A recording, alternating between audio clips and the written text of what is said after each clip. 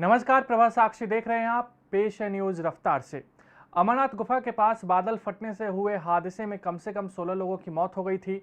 इस हादसे के बाद अमरनाथ यात्रा को फिलहाल रोक दिया गया है। अभी भी घटनास्थल पर राहत और बचाव कार्य बेहद ही तेजी से चलाया जा रहा है। मलबे को तलाशने का काम भी किया जा रहा है। इन सब के बीच जम्मू कश्मीर के उपराज्यपाल मनोज सिन्हा ने दावा किया है कि अमरनाथ यात्रा को जल्द शुरू किए जाने की पूरी कोशिश की जा रही है। उन्होंने कहा कि रास्ते को ठीक करने का काम तेजी से चल रहा है और जो यात्री यहां आना चाहते हैं वे आए, हम उन्हें बेहतर सुविधा देंगे। प्रधानमंत्री नरेंद्र मोदी ने कहा कि देवी काली का आशीर्वाद हमेशा देश के साथ है, जो दुनिया के कल्याण के लिए आध्यात्मिक ऊर्जा के साथ आगे बढ़ रहा है। उन्होंने कहा कि भारत पर मां काली का असीम आशीर्वाद है। जब आस्था पवित्र होती है तो शक्ति साक्षात हमारा पथ प्रदर्शन करती है। भारत इसी आध्यात्मिक ऊर्जा को लेकर विश्व कल्याण के लिए आगे बढ़ रहा है। माना जा रहा है कि हाल में ही जिस तरीके से डॉक्यूमेंट्री फिल्म काली के पोस्टर को लेकर विवाद हुआ था, उसके बाद से प्रधानमंत्री नरेंद्र मोदी ने यह बड़ा बयान दिया है। प्रधानमंत्री नरेंद्र मोदी ने कहा है कि प्राकृतिक खेती को अपनाने संबंधी जन अभियान आने वाले वर्षों में काफी सफल रहेगा और जितनी जल्दी किसान इस बदलाव से जुड़ेंगे उतने ही उन्हें फायदे मिलेंगे। प्रधानमंत्री ने गुजरात के सूरत में प्राकृतिक खेती पर आयोजित एक सम्मेलन को वीडियो कॉन्फ्रेंसिंग के जरिए संबोधित करते हुए कहा कि प्राकृतिक खेती को अपनाना धरती माता की सेवा करने के समान है। विदेश मंत्री एस जयशंकर ने कहा है कि भारत सरकार हमेशा श्रीलंका का समर्थन करती रही है और वह आर्थिक संकट का सामना कर रहे अपने पड़ोसी देश की हर संभव मदद करने की कोशिश कर रही है। जयशंकर ने श्रीलंका की मौजूदा स्थिति के परिणाम स्वरूप शरणार्थी संकट की आशंका से भी इनकार कर दिया है। भारत ने भीषण आर्थिक संकट से जूझ रहे श्रीलंका को ऋण सुविधा के तहत 44,000 टन से अधिक यूरिया मुहैया कराया है।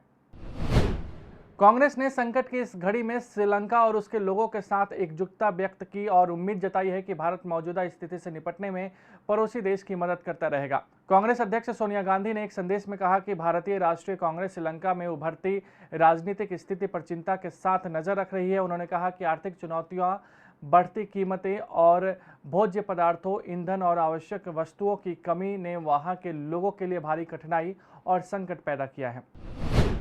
एयर चीफ मार्शल वी.आर. चौधरी ने कहा है कि अग्निपथ योजना सर्वश्रेष्ठ श्रम शक्ति के साथ एक छोटे और घातक बल के भारतीय वायुसेना के दीर्घकालीन दृष्टिकोण के अनुरूप है।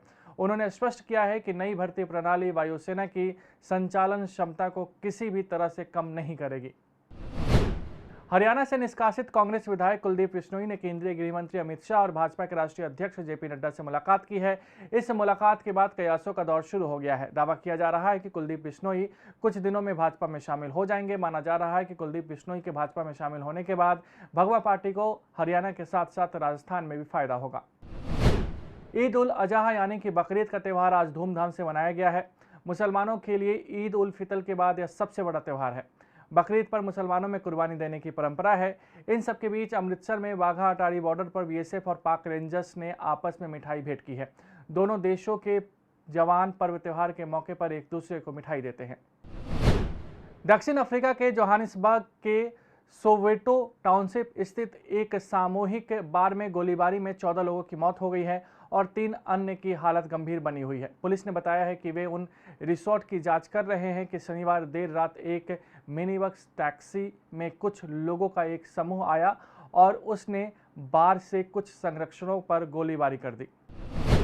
शिवसेना नेता आदित्य ठाकरे आरे मेट्रो कार शेड के खिलाफ विरोध प्रदर्शन में शामिल हुए। उन्होंने कहा कि हमसे अगर उन्हें यानी एकनाथ शिंदे को कोई गुस्सा या नाराजगी है, उसे मुंबई पर ना निकाला जाए। युवा शिवसेना नेता ने कहा कि आरे की लड़ाई मुंबई की लड़ाई है। ये हमारे देश की जान, हमारे जंगल के लिए लड़ाई है। उन्होंने दावा किया कि जब तक हम सरकार में थे तब हमने इसी आरे में 808 एकड़ जंगल घोषित किया था।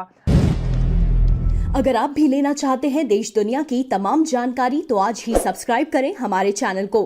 साथ ही नीचे दिए बेल आइकन को जरूर दबाएं ताकि हर अपडेट आप तक पहुंच सके।